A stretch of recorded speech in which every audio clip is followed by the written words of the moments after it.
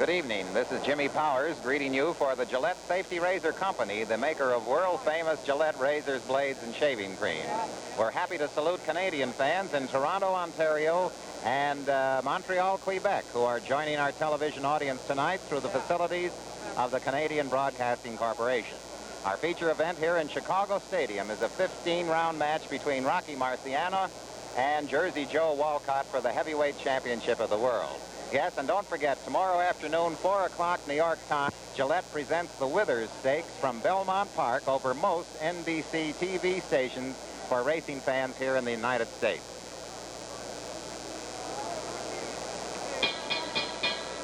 Ladies and gentlemen, I'd like to present to you a few of the present-day stars in the ring and a few of the stars of yesteryear. Presenting at this time, one of the fast-moving young welterweights now, making a name for himself in the welterweight division from Robbins, Illinois, young Alan Moody. From Detroit, Michigan, youngster just made a sensational victory over Lelou Sabotin in Detroit last night, Chuck Spicer. A clever young welterweight, Jed Black. And here in the audience, ladies and gentlemen, we'd like to ask them to come up and take a bow. The former world's heavyweight champion, Ezzard Charles. Ezzard Charles.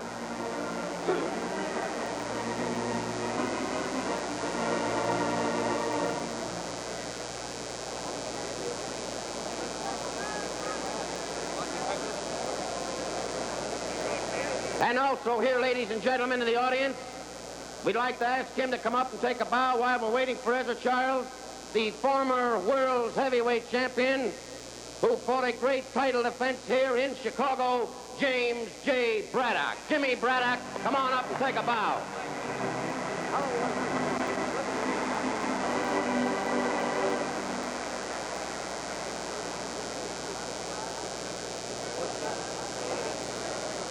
And here, ladies and gentlemen, is one of the top contenders for the heavyweight crown, Roland LaStarza. LaStarza.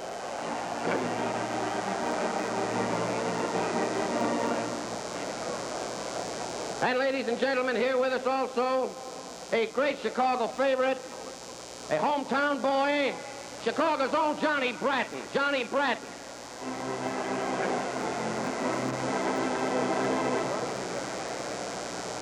Jimmy Braddock, ladies and gentlemen, James J. Braddock.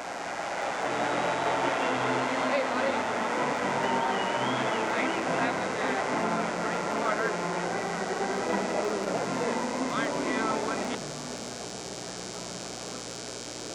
We'd like to get him up to take a bow if he's here, ladies and gentlemen. From Gary, Indiana, the former world's middleweight champion, Tony Zale. Tony Zale. Wait, Johnny, I'll introduce you again. Here he is, ladies and gentlemen, Johnny Bratton. Johnny Bratton, ladies and gentlemen. Is Tony here? You know Tony's here? I don't know. If he's here, he'd be back someplace in the back there.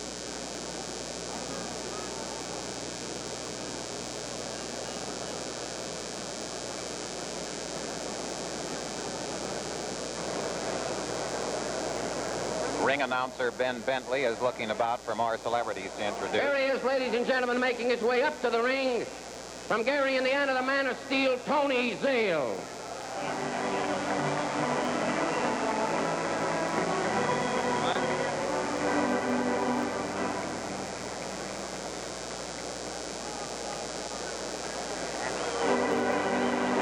Tony Zale.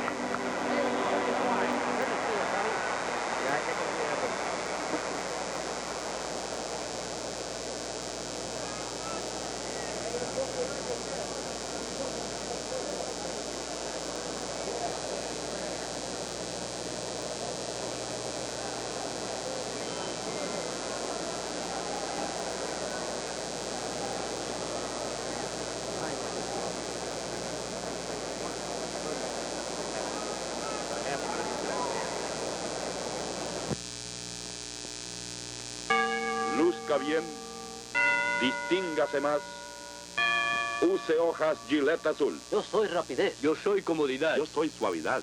¿Es usted el hombre de la barba dura que tan solo los domingos se rasura? Si me afeitara todos los días, ya ni el pellejo me quedaría. Usted está equivocado.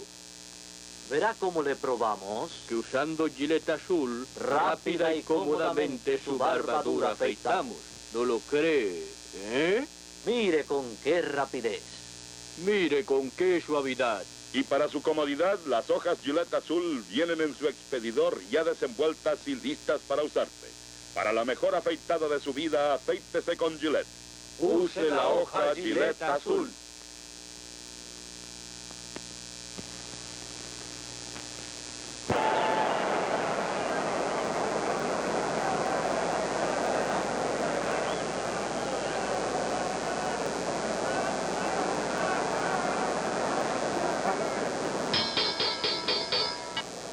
Ladies and gentlemen, once again, may we remind you of the no smoking rule, and may we ask your cooperation and please helping us observing this no smoking rule, which is being strictly enforced in this building.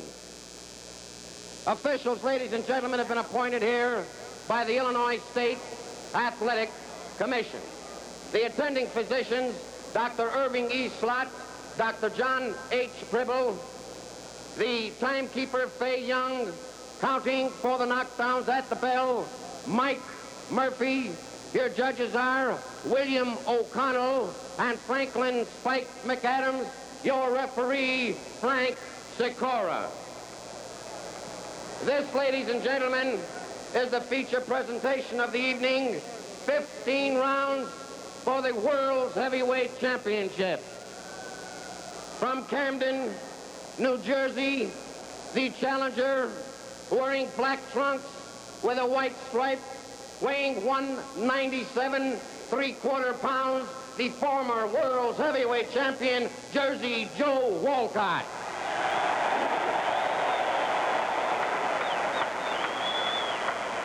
From Brockton, Massachusetts, wearing white trunks with a black stripe, weighing 184 1/2 pounds, the world's heavyweight champion, Rocky Marciano. And now, ladies and gentlemen, referee Frank Sikora and the instructions for both contestants. 15 rounds, 3 more bouts to follow. You boys received your instructions from the Illinois State Athletic Commission. I'm here to enforce them. I want a clean break at all times. No rabbit punching, no kidney punches. Be careful of your low blows. They may cost you round. In case of a knockdown, I want you to go to your furthest corner and stay there till I tell you to come out fighting. This being a championship fight, the 8 count is waived. Shake hands and come out fighting. Good luck to both of you. Officials here, George Barton of Minneapolis, Abe Green of Patterson, New Jersey, and evidence of great interest in the people of Massachusetts. Governor Christian Herter appointed his son, State Representative Christian Herter, to represent him here tonight. James Norris, president of the IBC, also here. For the heavyweight championship of the world, this fight could end in a draw under the rules. The 8-second rule is waived, and more than 3 knockdowns in 1 round are permitted.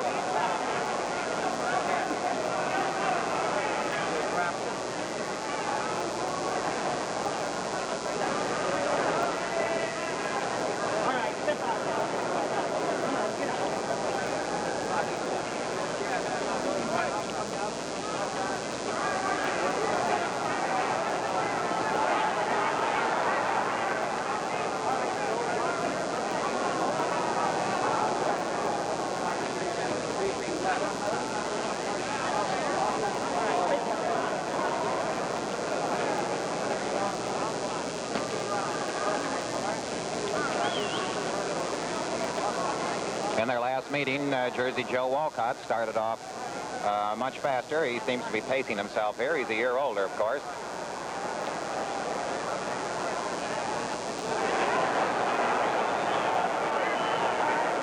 Sentiments of the crowd equally divided. They are very fair, cheering alternate leads.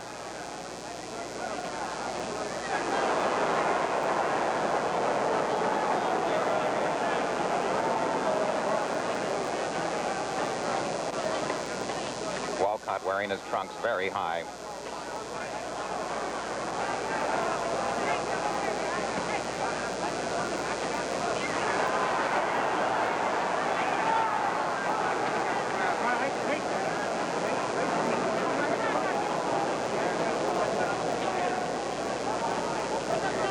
One minute to go in round one.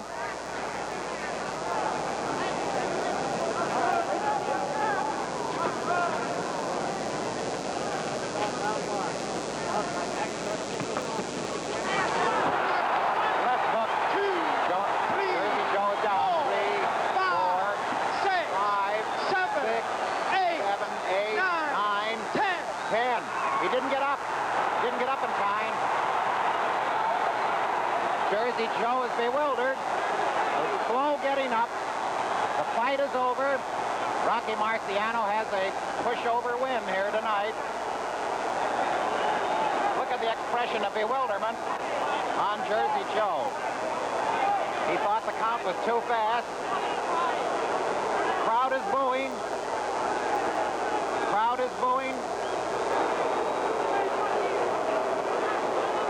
Very soft touch for Rocky Marciano here tonight. He's wearing gray trunks instead of white because of 3D. First time this fight, short as it is filmed on 3D. Now, Walcott's handlers are walking around the ring and they claim it was a fast count. We've had long counts in Chicago. Now we have what the Walcott camp believes is a fast count.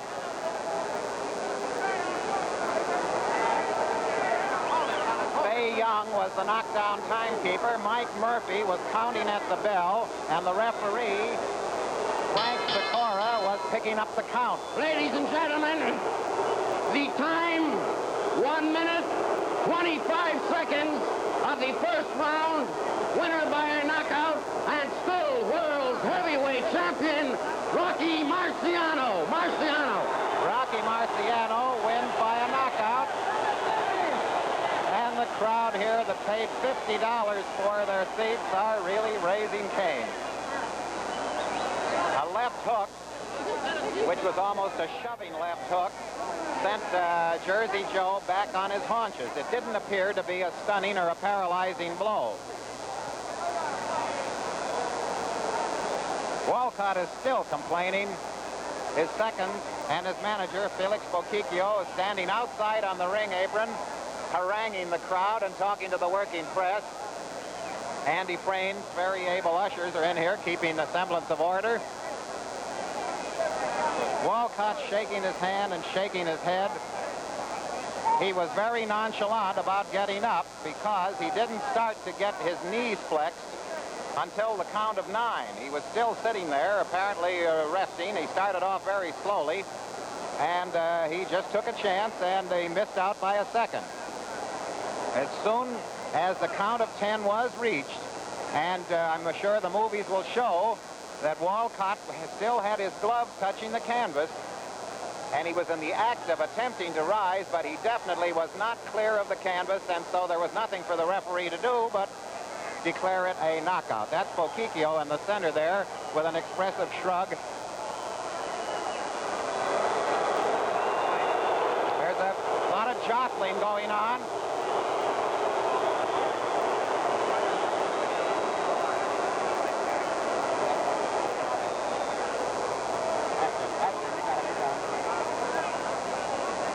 You might see a better fight now than you did at the start. Here comes a police sergeant in and a captain.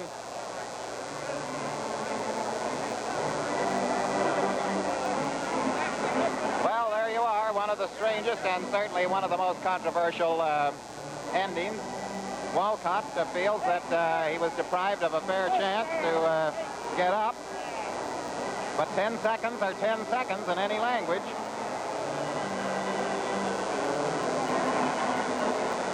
Rocky Marciano's well-wishers saying it wasn't your fault, Rocky. You didn't do the counting, you just did the hitting.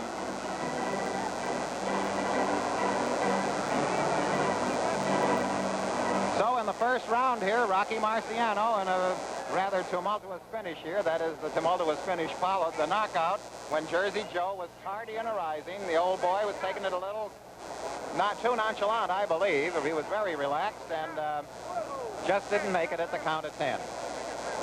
Now, don't go away. We'll have another bout in a very few moments. And remember, fans, every Friday night is fight night on the Gillette Cavalcade. Well, we're back in the ring here where the fastest knockout in heavyweight title history occurred after 1 minute and 15 seconds of fighting. Jersey Joe Walcott ran into a left hook and a sort of a right push, and 10 seconds later he was not fully erect, and so the fight ends in a knockout in 1:25 of round 1. Rocky Marciano, the winner and still champion. This bout, 8 rounds, light heavyweight division, from Oakland, California, wearing purple trunks, weighing 173 1/2, Oakland Billy Smith. Oakland Billy Smith. And from Grand Island, Nebraska, weighing 180 pounds, wearing white trunks with a black stripe, Billy Noble. 8 rounds, your referee, Bernard Wiseman. Keep on your punches up there.